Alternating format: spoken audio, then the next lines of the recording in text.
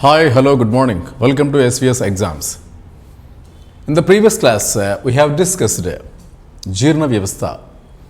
Let us start Swasa Vyavastha లేదా respiratory system అంటాం. సరే, మన శరీరంలో రకరకాల వ్యవస్థలు ఉంటాయి, రకరకాల పనులు చేయడానికి.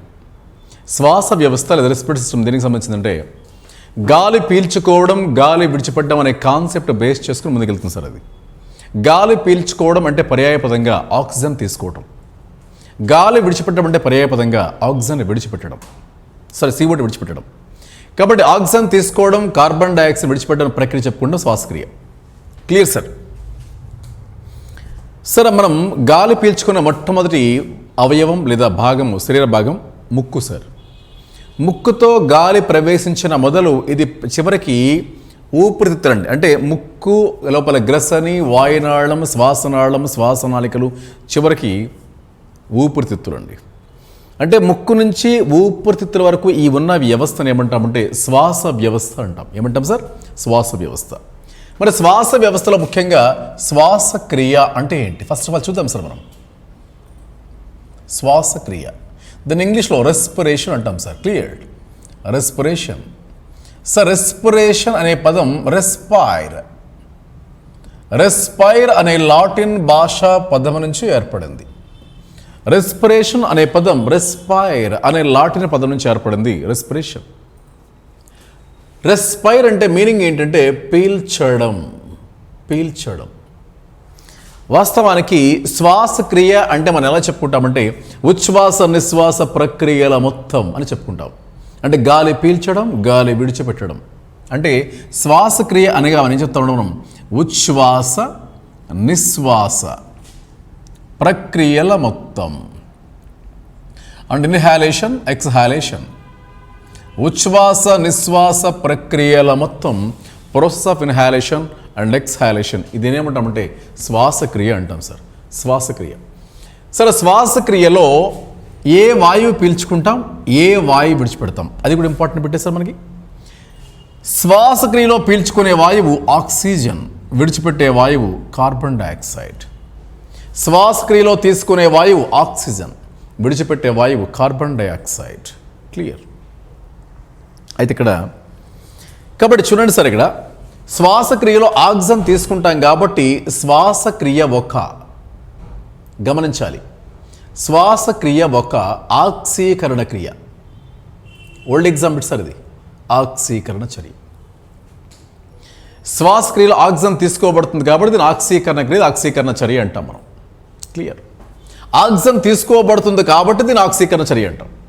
శ్వాసక్రియలో గ్లూకోజ్ ముక్కలు చేయబడుతుంది. జీర్ణ వ్యవస్థలో ఆహార పదార్థాలు జీర్ణం కాగా ఏర్పడిన గ్లూకోజ్ అనే మాలిక్యూల్స్ ఇక్కడ గ్లూకోజ్ మరింత చిన్నగా మారుతుంది. ఇక్కడ గ్లూకోజ్ విచ్ఛిన్నం చేయబడుతుంది.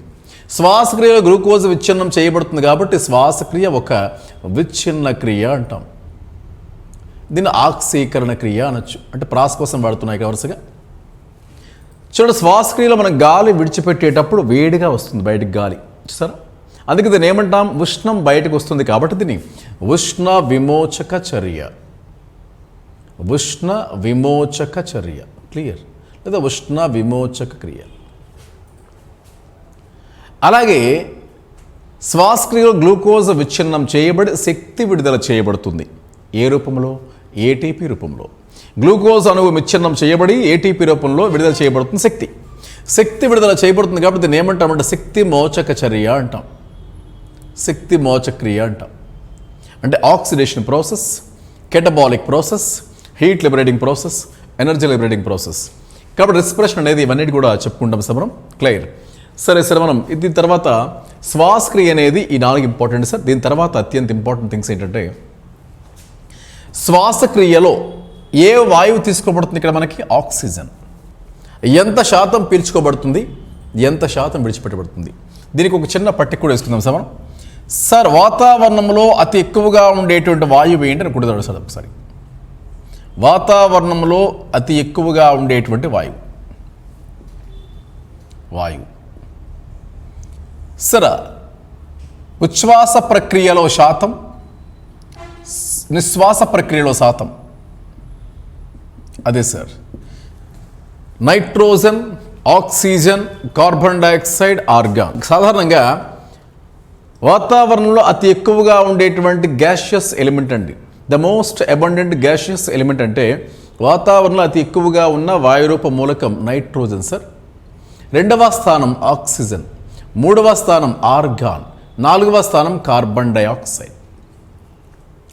చూడండి సార్, వాతావరణంలో గల మూలకాలు వాటి యొక్క శాతం అని చూసుకున్నట్లయితే మొదటిది నైట్రోజన్ సార్ 78% ఉంటుందండి.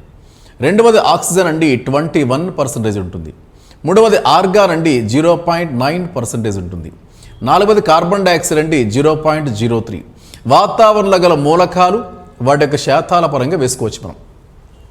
ఇక్కడ సరే వాతావరణంలో ఉచ్ఛ్వాస ప్రక్రియలో నైట్రోజన్ శాతం ఎంతంటే 78%. 78. సార్ నిశ్వాస ప్రక్రియలో కూడా 78 ఉంటుందండి. ఆక్సిజన్ శాతం ఎంతంటే 21% ఉంటుందండి. ఇక్కడ 16% మాత్రమే విడిచిపెట్టబడుతుంది. అంటే ఎంత శాతం వాడుకుంటున్నాం? 5% ఆక్సిజన్ని మనం వాడుకుంటున్నాం. గమనించాలి. అంటే శరీరం వినియోగించుకునేటువంటి ఆక్సిజన్ శాతం ఎంత అంటే 5%. గమనించాలి. మరి CO2 ఎంత సార్? 0.03. చాలా ఇంపార్టెంట్ సార్. ఓల్డ్ ఎగ్జామ్లో చాలాసార్లు వచ్చింది ఇది. కానీ మనం విడిచిపెట్టేటప్పుడు 4.4 అంటాం సార్. గమనించారా? ఆక్సిజన్ ఎక్కువ తీసుకుంటున్నాం, CO2 ఎక్కువ విడిచిపెడుతున్నాం. అందుకే మనం సింపుల్గా శ్వాసక్రియలో తీసుకునే వాయువు ఆక్సిజన్ చెప్పుకుంటాం, విడిచిపెట్టే వాయువు కార్బన్ డైఆక్సైడ్ చెప్పుకుంటాం. రెండు తీసుకుంటే రెండు విడిచిపెడతాం. కానీ ఎక్కువ మోతాదులో తీసుకునే పాటికి అలా చెప్పుకుంటాం మనం. సరే సార్. దీని తర్వాత మరి శ్వాసక్రియ మన శరీరంలో ఎన్ని దశల్లో పూర్తవుతుందని అడుగుతాడు. అంటే శ్వాసక్రియ మొత్తం పూర్తయ్యేసరికి మన శరీరంలో 5 స్టెప్స్ తీసుకుంటుందండి. 5 దశలో శ్వాసక్రియ పూర్తి చేయబడుతుంది సార్. మొదటిది ఏంటంటే గమనించండి సార్, వాతావరణంలో ఉన్న ఆక్సిజన్ మనం తీసుకోబడాలి. ఫస్ట్ ఆఫ్ ఆల్ శ్వాసక్రియ మన శరీరంలో పూర్తయ్యేసరికి 5 దశలు పడుతుందండి. 5 దశలు చేరుకుంటుంది. మొదటిది పీల్చడం, గాలిని పీల్చడం, ఆక్సిజన్ని పీల్చుకోవడం, ఇన్హాలేషన్ అంటాం. పీల్చుకున్న గాలి ఎక్కడికి వెళ్తుందండి? ఊపిరితిత్తుల్లోకి వెళుతుంది. ఊపిరితిత్తులు ఏం చేయబడుతుందండి? మనం తీసుకున్న ఆక్సిజన్ ఊపిరితిత్తుల్లో ఇలా తీసుకొచ్చిన CO2 ఉంటుందండి. ఇలా వెళ్ళిన ఆక్సిజన్ ఉంటుంది. మనం తీసుకున్న ఆక్సిజన్ శరీరం నుంచి లాక్కొచ్చినటువంటి CO2 ఊపిరితిత్తుల్లో మార్చబడుతుంది. అంటే వాయువుల మార్పిడి జరుగుతుంది ఊపిరితిత్తుల్లో. వాయువుల మార్పిడి జరిగిన తర్వాత ఈ వాయువులు ఎవరు మోసుకెళ్తారండి? ఆక్సిజన్ ఎవరు మోసుకెళ్తారు? CO2 ఎవరు మోసుకెళ్తారు? రక్తం మోసుకెళ్తుంది. CO2తో ఉన్న రక్తాన్ని చెడు రక్తం అంటాం, ఆక్సిజన్తో ఉన్న రక్తాన్ని మంచి రక్తం అంటాం. ఆమ్లజన సహిత రక్తం, ఆమ్లజన రహిత రక్తం, ఆక్సిజనేటెడ్, డిఆక్సిజనేటెడ్ అంట వాటిని. Clear sir. ఆక్సిజన్ తీసుకున్న రక్తాన్ని ఆక్సిజనేటెడ్ అంటాం సార్. CO2 దాన్ని ఏమంటాం? డిఆక్సిజనేటెడ్ అంటాం. సరే విషయం ఏంటంటే శ్వాసక్రియ పూర్తయ్యేసరికి పట్టు దశలు 5 దశలు పడతాయి. మొదటిది గాలిని పీల్చుకున్నట అంటే ఇన్హాలేషన్. రెండవది వాయువుల మార్పిడి జరుగుతుంది. ఆక్సిజన్ CO2 మార్పిడి చెందుతాయి. మార్పిడి చెందిన ఓతుడు ఆక్సిజన్తో కలిసిన రక్తాన్ని శరీర భాగాలకు రవాణా చేయడం అంటే రక్త రవాణా. రక్తం ద్వారా వాయువుల రవాణా. అన్ని భాగాలకి ఆక్సిజన్ వెళుతుంది రక్తం ద్వారా. మూడో పార్ట్. అలా వెళ్ళిన తర్వాత ఆ రక్తానికి ఆ పక్కన కణజాలానికి మళ్ళీ అంతర శ్వాసక్రియ. ఇక్కడ ఎలా అయితే ఆక్సిజన్ CO2 మార్పిడి చెందాయో ఆ రక్తానికి మళ్ళీ అక్కడ కణజాలానికి, ఒక తొడ భాగానికి, ఒక కిడ్నీ భాగానికి, ఒక గుండె భాగానికి, ఒక మెదడు భాగానికి, ఆ భాగాలకి ఆ రక్తానికి మధ్య మార్పిడి చెందాలి. మళ్ళీ అక్కడ కూడా CO2 ఆక్సిజన్ మార్పిడి చెందాలి. ఆ 4వ స్టెప్ ఏమంటామంటే అంతర శ్వాసక్రియ అంటాం. ఆ కణజాలం అంటే ఏంటి? రక్తము పక్కన కణజాలం అని చెప్పాము మనం. కణజాలం అంటే ఏంటి? కణాల గుంపు అంటాం. కణజాలంలో మళ్ళీ ప్రతి కణానికి ఆక్సిజన్ వెళ్ళాలి, ప్రతి కణంలో CO2 కనెక్ట్ చేయాలి. కణంలో ఆక్సిజన్ తీసుకుని శ్వాసక్రియ జరుగుతుంది, కణ శ్వాసక్రియ. ఆ కణంలో శ్వాసక్రియ జరిపే కణాంగం పేరే మైటోకాండ్రియా అంటాం. మైటోకాండ్రియాలో గ్లూకోజ్ను విచ్ఛిన్నం చేయబడి ఆక్సిజన్ సహాయంతో శక్తి విడుదల చేస్తుంది. అందుకే మైటోకాండ్రియా ఏమంటాం మనం? పవర్ హౌస్ అంటాం. కణశక్త్యాగారాలు, కణశక్తి భాండాగారాలు పేరు పెట్టుకుంటాం సార్. Clear sir? చూద్దాం ఒకసారి. శ్వాసక్రియ 5 దశల్లో పూర్తవుతుందండి.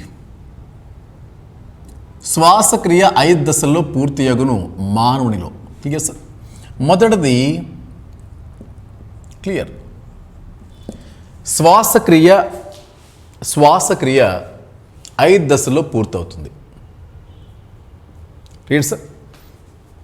గమనించండి. మొదటిది ఏంటంటే పీల్చడం, ఇన్హాలేషన్ అంట, ఉచ్ఛ్వాసం. ఉచ్ఛ్వాసం లేదా గాలిని పీల్చడం. ఇది మొదటిదండి, ఫస్ట్ స్టెప్. ఇక రెండవది వాయువుల మార్పిడి జరుగు ప్రదేశం. వాయువుల మార్పిడి, process of exchange of gases ఎక్కడ జరుగుతుంది? ఊపిరితిత్తులలో జరుగుతుంది. ఏం జరుగుతాయి? O2 మరియు CO2 అంటాం సార్. మూడవది ఏంటంటే రక్తము ద్వారా వాయువుల రవాణా. రక్తము ద్వారా వాయువుల రవాణా. క్లియర్. ఇక నాలుగవది ఏంటంటే అంతర శ్వాసక్రియ. అంతర శ్వాసక్రియ అంటే ఆక్సిజన్, CO2 అనేవి రక్తం ద్వారా అన్ని పార్ట్స్కి వెళతాయి. అంతర శ్వాసక్రియ అంటే కణజాలానికి రక్తానికి మధ్య వాయువుల మార్పిడి జరుగుతుంది. అంటే O2 మరియు CO2 అనేవి ఈ రెండు కూడా. తర్వాత రక్తము ద్వారా అన్ని కణజాలానికి చేరుకున్న ఆక్సిజన్ అనేది, కణజాలం అంటే కణాల గుంపు అని అర్థం సార్. ఈ కణ శ్వాసక్రియ దేనిలో జరుగుతుందండి? మనకి మైటోకాండ్రియా అంటాం సార్. ఏమంటాం సార్? మైటోకాండ్రియా. సార్ మైటోకాండ్రియా కణ శ్వాసక్రియ జరుగు కణాంగము అంటాం సార్. కణాంగము అంటాం. క్లియర్. సో అందుకే దీన్ని ఏమంటాం మనం? కణశక్త్యాగారాలు అంటాం సార్. కొన్నిసార్లు కణశక్తి భాండాగారాలు అంటాం. సరే, కణశక్త్యాగారాలన్నా కణశక్తి భాండాగారం అన్నా అన్నీ ఒకటే. మళ్ళీ కణ భాండాగారం కాదండి, గమనించాలి మళ్ళీ మీరు. దీన్ని పవర్ హౌస్ అంటాం. అంటే ఒక్కొక్కసారి ఈ తెలుగు పదాలు ఇబ్బంది కనిపిస్తూ ఉంటాయి ఒక్కొక్కసారి. చూడండి, కణ భాండాగారము కాదండి. కణ భాండాగారం అంటే రిక్తిక, గమనించండి, స్టోర్ హౌస్, ఇది వేరు. కానీ మనకు కావాల్సింది ఇది మాత్రమే, ఇది కాదు. కణశక్త్యాగారాలు లేదా కణశక్తి భాండాగారాలు పవర్ హౌస్ అంటాం. కణ శ్వాసక్రియ, మైటోకాండ్రియాలో కణ శ్వాసక్రియ జరిగి తర్వాత గ్లూకోజ్ విచ్ఛిన్నం చేయబడి శక్తి ఏటీపీ రూపంలో విడుదల చేయబడుతుంది. శక్తి ఏటీపీ రూపంలో విడుదల చేయబడుతుంది. ఈ కణ శ్వాసక్రియ మళ్ళీ చెప్పుకుందాం తర్వాత. మనం కణ శ్వాస రెండు రకాలుగా ఉంటాయి, వాయు శ్వాసక్రియ, అవాయు శ్వాసక్రియ అని చెప్పుకుంటాం. మళ్ళీ మనం వాయు శ్వాసక్రియ అంటే ఆక్సిజన్ అవసరమైందని ఏమంటాం? వాయు శ్వాసక్రియ. ఆక్సిజన్ లేకపోయినా జరిగే శ్వాసక్రియను అవాయు శ్వాసక్రియ. చూద్దాం, వాటి గురించి చూద్దాం ఒకసారి మనం. సరే, ఇక్కడ చెప్పాము కిందాక కణ శ్వాసక్రియ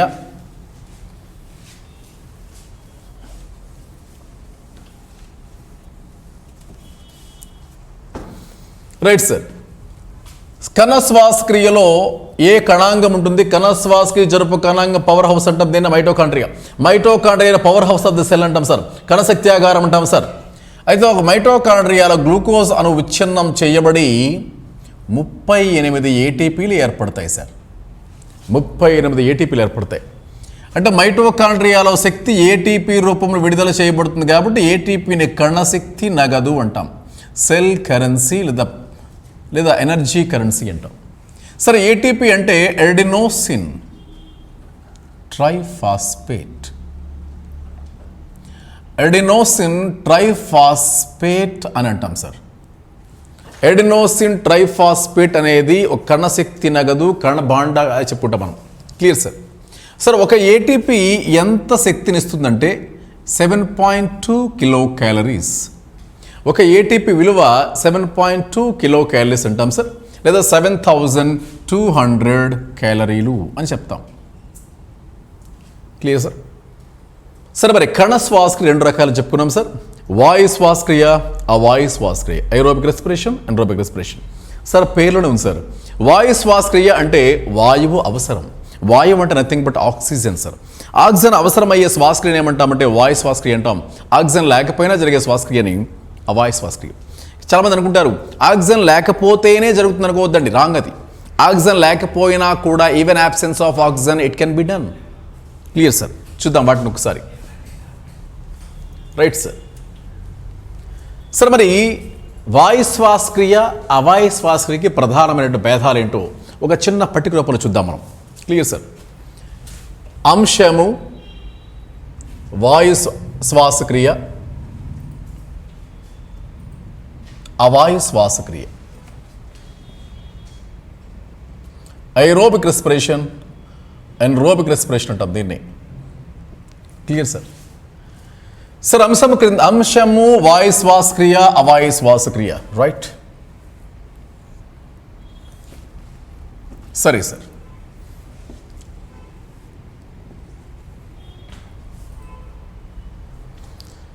సార్ అంశం క్రింద చూడండి, పేర్లో ఉంది సార్. వాయు అంటే ఇంగ్లీష్లో ఐరోబిక్ అంటాం సార్, అవాయు అంటే ఎన్రోబిక్ అంటాం సార్. పేర్లో ఉంది సార్. ఐరోబిక్ అంటే ఆక్సిజన్ ఇస్ నీడ్, అంటే ఓటు ఆవశ్యకత, అంటే నీడ్ ఆఫ్ ఆక్సిజన్. ఆక్సిజన్ అవసరమా కాదా? అవసరం. ఇక్కడ అవసరము లేదు సార్, అవసరము లేదు. క్లియర్? ఇక రెండవది, ఫస్ట్ పాయింట్ ఇది సార్. జరుగు జీవులు అవాయు శ్వాసక్రియ ఎందులో జరుగుతుంది? వాయు శ్వాసక్రియ దేంట్లో జరుగుతుంది సార్? సార్ వాయు శ్వాసక్రియ అంటే ఆక్సిజన్ అవసరం, మనమే సార్. ఆక్సిజన్ లేకుండా మనం జీవించగలమా?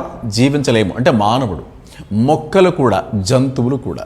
అంటే జరుగు జీవులు, వాయు శ్వాస జరుగు జీవులు అంటే మానవుడు, మొక్కలు, జంతువులు. మానవుడు, మొక్కలు, జంతువులు, రైట్? సార్ అవాయు శ్వాసక్రియ. సార్ అవాయు శ్వాసక్రియలో అతి ముఖ్యమైన పాయింట్ చూడండి సార్. ఇక్కడ బ్యాక్టీరియా, ఇది దేంట్లో జరుగుతుందంటే బ్యాక్టీరియాలో జరుగుతుంది. అలాగే ఈస్ట్ అనే ఒక శిలీంధ్రంలో జరుగుతుంది. అలాగే మానవ కండరాలు, మానవ శరీరపు కండరాల్లో కూడా జరుగుతుంది సార్. అవాయు శ్వాసక్రియ జరుగు భాగం మానవ శరీరంలో అని అడిగితే కండరాలు జరుగుతుంది సార్. అందుకే కండరాల్లో ఉత్పత్తి అయ్యే ఆమ్లం లాక్టిక్ యాసిడ్ చెప్తాం, అది వస్తున్న పాయింట్ మనకు కూడా గమనించాలి. Third point, glucose. శ్వాసక్రియలో అధస్థ పదార్థము. శ్వాసక్రియ జరగాలంటే ఏ పదార్థము కావాలి? గ్లూకోజ్ అండి. గ్లూకోజ్ పూర్తిగా ఆక్సీకరణం చేయబడుతుంది ఇక్కడ, కానీ పాక్షిక ఆక్సీకరణం అంటే పూర్తిగా యూజ్ చేయబడుతుంది, పూర్తిగా వినియోగించబడుతుంది, పూర్తిగా ఆక్సీకరించబడుతుంది. పూర్తి ఆక్సీకరణం, పూర్తిగా వాడుకోబడదు ఇక్కడ, పాక్షికంగా వాడుకోబడుతుంది గ్లూకోజ్ అనేది. పాక్షిక ఆక్సీకరణం. క్లియర్? తర్వాత నాలుగవది చూడండి సార్. నాలుగవది అంత్య ఉత్పన్నాలు. గ్లూకోజ్ అధస్థ పదార్థంగా ఉపయోగపడి వాయు శ్వాసలో ఏమి చివరగా ఏర్పడతాయి, అలాగే ఆ వాయు శ్వాసలో ఏమి ఏర్పడతాయి సార్? వాయు శ్వాసలో ఏమి ఏర్పడతాయి అంటే CO2 మాత్రం ఏర్పడుతుంది, H2O కూడా ఏర్పడుతుంది సార్. శ్వాసక్రియ ఈక్వేషన్లో అదే వస్తుంది మనకి సాధారణంగా. సార్ ఇక్కడ గమనించండి, అవాయు శ్వాసక్రియలో CO2తో పాటుగా ఇథైల్ ఆల్కహాల్ అండి, ఇది ఇంపార్టెంట్ సార్. ఇథైల్ ఆల్కహాల్, అలాగే లాక్టిక్ ఆమ్లం. ఇథైల్ ఆల్కహాల్, లాక్టిక్ ఆమ్లం, ఇది ఇంపార్టెంట్ సార్. ఇక తరువాతి ఐదవది, ఏటీపీల సంఖ్య ఎంత ఏర్పడతాయి? చివరగా ఏర్పడు ఏటీపీల సంఖ్య, ఏర్పడు ఏటీపీల సంఖ్య 38 సార్. అందులో నెట్టు 2 వాడుకోబడతాయి, 38 టోటల్గా 38. ఇందులో 2 మాత్రమే అంటాం సార్, 2 మాత్రమే. ఇది important aspect sir. Clear sir? అయితే ఇంకో లాస్ట్ పాయింట్ ఇందులో చెప్పుకోవాల్సిన పాయింట్ ఏంటంటే వాయు శ్వాసక్రియ ఎన్ని దశల్లో పూర్తి చేయబడుతుంది? 3 దశలండి. గ్లైకాలసిస్, క్రెబ్స్ వలయము, ఎలక్ట్రాన్ రవాణా. చూడండి సార్, ఆ 3 దశల పాయింట్స్ ఏంటంటే గమనించండి. ఇక్కడ ఎన్ని దశల్లో పూర్తి చేయబడుతుంది, ఎన్ని దశలలో పూర్తి చేయబడును? క్వశ్చన్ వేసుకుంటే 3 దశల్లో పూర్తవుతుంది, ఇక్కడ 2 దశల్లో పూర్తి చేయబడుతుంది. ఏంటా 3 దశలు సార్? మొదటిది గ్లైకాలసిస్, గ్లైకాలసిస్. రెండవది క్రెబ్స్ వలయము. మూడవది ఎలక్ట్రాన్ రవాణా, ఎలక్ట్రాన్ రవాణా. గ్లైకాలసిస్, క్రెబ్స్ వలయము, ఎలక్ట్రాన్ రవాణా సార్. సార్ ఇక్కడ గమనించండి, ఒకటి మాత్రమే గ్లైకాలసిస్, గ్లైకాలసిస్. అలాగే కిణ్వణం, కిణ్వణం దానికే మరొక పేరు పులియబెట్టడం. దానికి ఇంగ్లీష్లో మనం ఫెర్మెంటేషన్ అంటాం సార్. దాన్నే తెలుగు పదంగా కూడా చాలాసార్లు ఎగ్జామ్ ఇచ్చాడు, ఫర్మెంటేషన్ అని. Clear sir? వాయు శ్వాసక్రియ 3 దశల్లో పూర్తవుతుంది. మొదటిది గ్లైకాలసిస్, క్రబ్సవలయము, ఎలక్ట్రాన్ రవాణా. ఆ వాయు శ్వాసక్రియ 2 దశల్లో పూర్తవుతుంది, గ్లైకాలసిస్, కిణ్వడం. అంటే వాయు అవాయు శ్వాసక్రియలో కామన్ ప్రక్రియ, మౌలిక ప్రక్రియ, రెండు కామన్గా ఉంటుంది. ఏంటిది? గ్లైకాలసిస్. సరే, గ్లైకాలసిస్నే మౌలిక శ్వాసక్రియ అంటాం సార్. క్లియర్?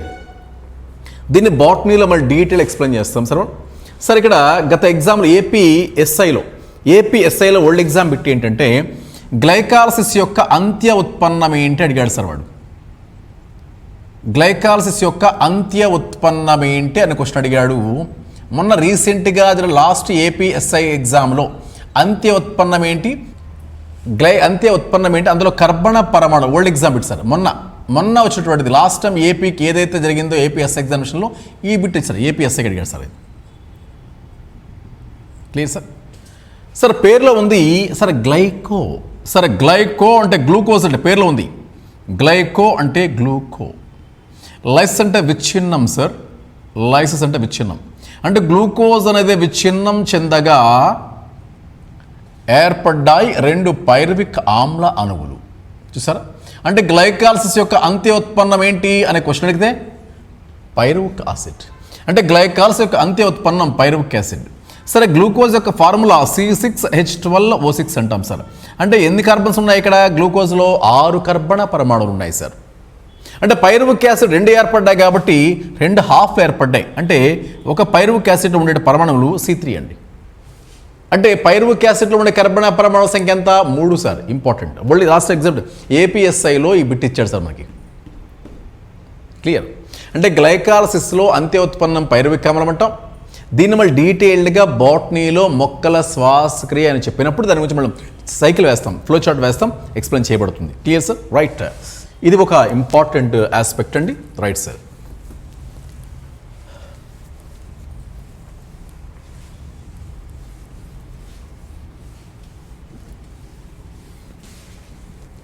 సరే, మరి ఇందాక మనం చెప్పుకున్నట్టుగా కిణ్వడం అనే పదం ఎక్స్ప్లెయిన్ చేసుకుందాం సార్.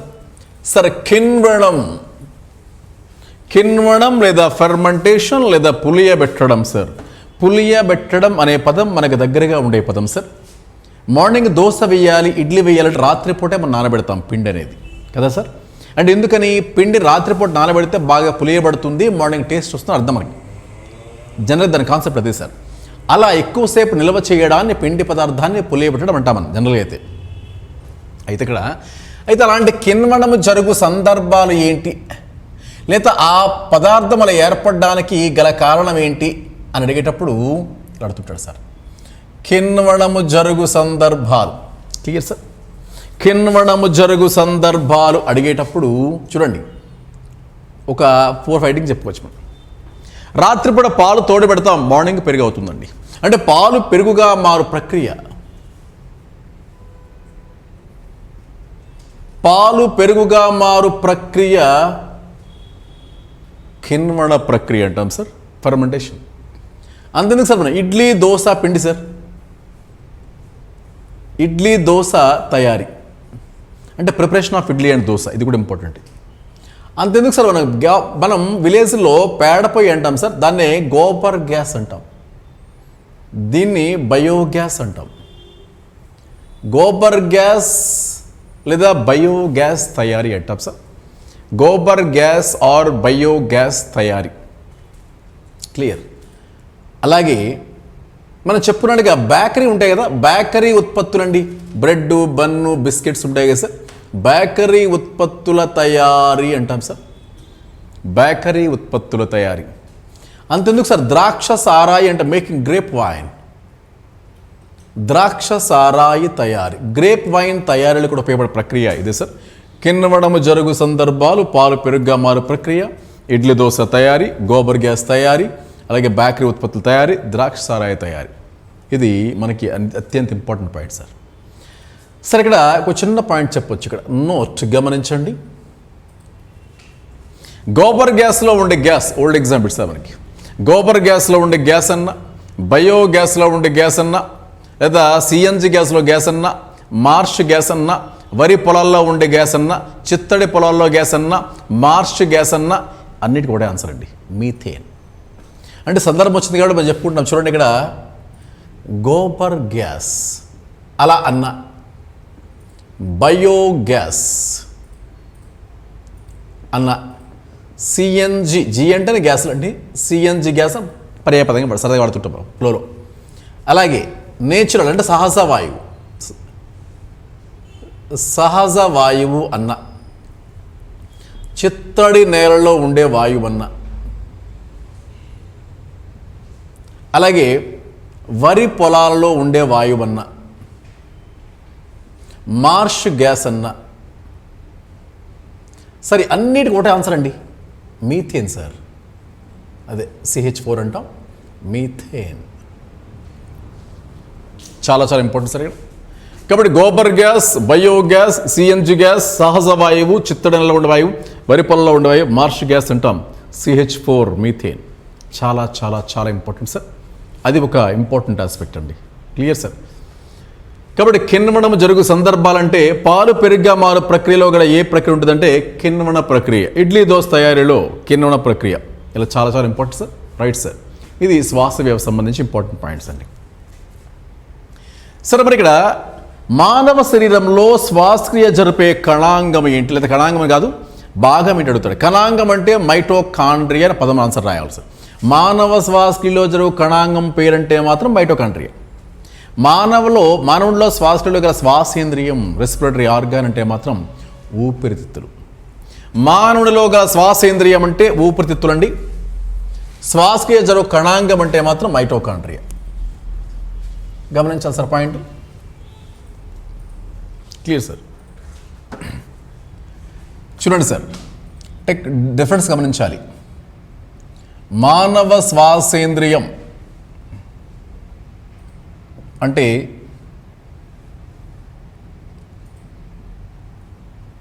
శ్వాసక్రియ కణాంగం. చాలా తేడా ఉంది. శ్వాసేంద్రియం అంటే దానికి ఆన్సర్ ఏంటంటే ఊపిరితిత్తులు సార్, లంగ్స్. దీనికి ఏంటంటే మైటోకాండ్రియా. మైటోకాండ్రియా. శ్వాసేంద్రియం ఊపిరితిత్తులు, కణాంగం మైటోకాండ్రియా. ఇది ఇంపార్టెంట్ సార్. ఈ రెండు ఇంపార్టెంట్ సార్. గమనించాలి, డిఫరెన్స్ గమనించాలి. అయితే మానవులలో శ్వాసేంద్రియం ఏంటిది? ఊపిరితిత్తులు. మరి ఆ విధంగా జరిగే శ్వాసక్రియను ఏమంటాం మనం జనరల్గా? పుప్పుస శ్వాసక్రియ అంటాం సార్. పుప్పుస శ్వాసక్రియ. సరే, అది గమనించండి.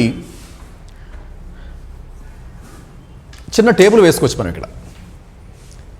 జీవి పేరేంటి, శ్వాసేంద్రియం పేరేంటి, శ్వాసక్రియ రకం పేరేంటి. చూడండి సార్, ఫర్ ఎగ్జాంపుల్ జీవి పేరండి, నేమ్ ఆఫ్ ఆర్గానిజం. శ్వాసేంద్రియం, శ్వాసేంద్రియం. అలాగే శ్వాసక్రియ రకం, శ్వాసక్రియ రకం. Clear sir. ఇలా టేబుల్ వేసుకోవచ్చండి. Very simple. జతపరుచుము అనే టాపిక్ ఎక్కువగా ఇలా వస్తుండే సార్. ఎందుకంటే జతపరుచుము అనే క్వశ్చన్స్ వస్తే ఇలాగే వస్తాయి సార్. జీవి పేరేంటి, శ్వాసేంద్రియం ఏంటి రావచ్చు. లేదా ఆర్గానిజం జీవి శ్వాసేంద్రియ పేరేంటి, శ్వాసక్రియ రకం ఏంటి, జతపరుచుము అనే క్వశ్చన్ వస్తే ఇలాంటి వాటిలో వస్తాయి సార్. ఫర్ ఎగ్జాంపుల్ చూడండి, ఇక్కడ మానవుడు. సరే, మానవుల్లో శ్వాసేంద్రియం పేరేంటి ఇప్పుడు చెప్పాం మనం? ఊపిరితిత్తులు సార్. ఇలా జరిగితే ఏమని చెప్పాం మనం? ఊపిరితిత్తుల ద్వారా జరిగే శ్వాసక్రియ పేరుని, ఆ రకాన్ని పుప్పుస శ్వాసక్రియ, పల్మనరీ రెస్పిరేషన్ అంటాం. సరే, మానవుడు సార్ చెప్పాం. అమీబా, బొద్దింక, వానపాము, చేప,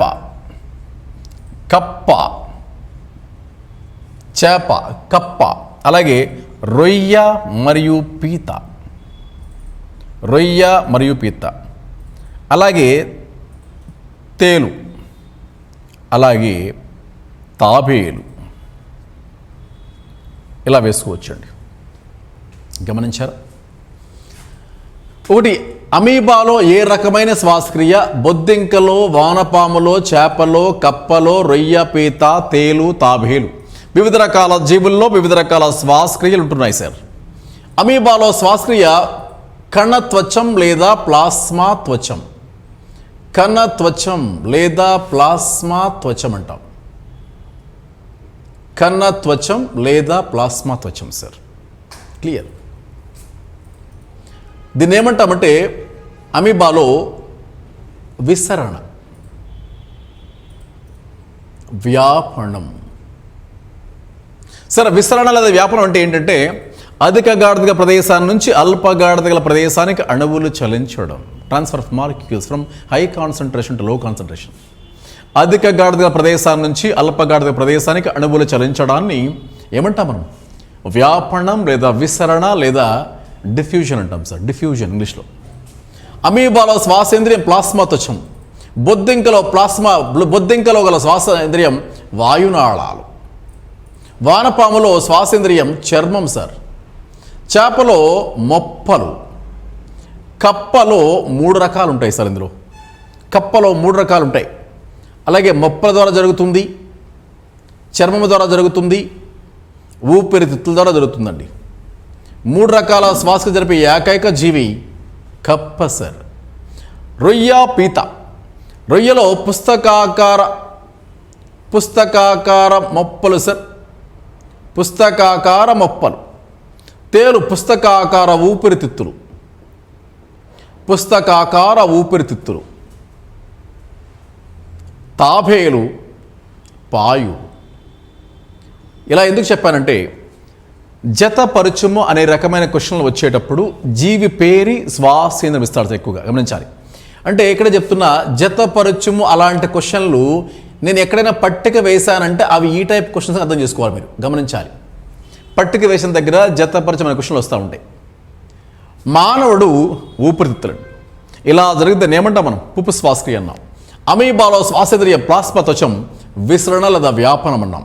బొద్దింకలో శ్వాసేంద్రియం వాయునాళాలు. అందుకే దీన్ని ఏమంటామంటే వాయునాళ శ్వాసక్రియ. వాయునాళ శ్వాసక్రియ. వానపాము చర్మం కాబట్టి చర్మ శ్వాసక్రియ. మొప్పలు జల శ్వాసక్రియ. చేపలో మొప్పలు ఉంటాయి, జల శ్వాసక్రియ. ఇది కూడా జల శ్వాసక్రియ.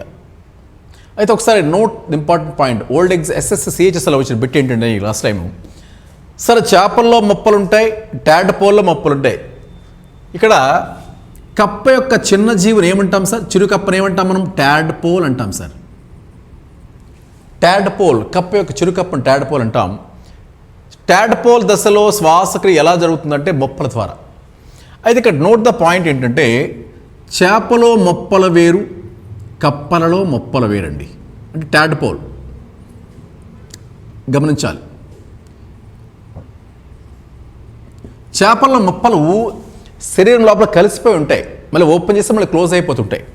కాబట్టి అంతర మొప్పలవి. కాబట్టి శరీరం లోపల ఉంటాయి సార్. అంటే లోపలంటే ఆనుకొని ఉంటాయి, కలిసిపోతాయి. కానీ టాడ్పోల్లో బాహ్య మొప్పలు సార్, ఎక్స్టర్నల్ గిల్స్ అంటాం. కాబట్టి చర్మం అయితే ఏమంటాం మనం? చర్మ శ్వాసక్రియ. నీటిలో ఉండేటప్పుడు జరిగే శ్వాసక్రియ అది. నేలపై ఉండేటప్పుడు పుప్స శ్వాసక్రియ. అంటే గమనించాలి, కప్పలో 3 రకాల శ్వాసక్రియ జరిపే ఏకైక జీవి కప్ప సార్. పుస్తకాకార మొప్పలు, దీంట్లో రొయ్య మరియు పీత. కాబట్టి దీన్ని ఏమంటాం? జల శ్వాసక్రియ. ఊపిరితిత్తులైతే పుప్స శ్వాసక్రియ, తేలు. దీన్ని పాయు శ్వాసక్రియ అంటాం. సరే, శ్వాసేంద్రియం ఏ పేరుతో అయితే ఉంటుందో దాన్ని అదే పేరు మీద వాడతాం సార్. క్లియర్. ఇవన్నీ కూడా జీవి పేరు, శ్వాసేంద్రియం, శ్వాసక్రియ రకం సార్. ఈ 3 కూడా దానికి సంబంధించిన సార్. రైట్. ఇది శ్వాసేంద్రియం రకాలు. Right sir.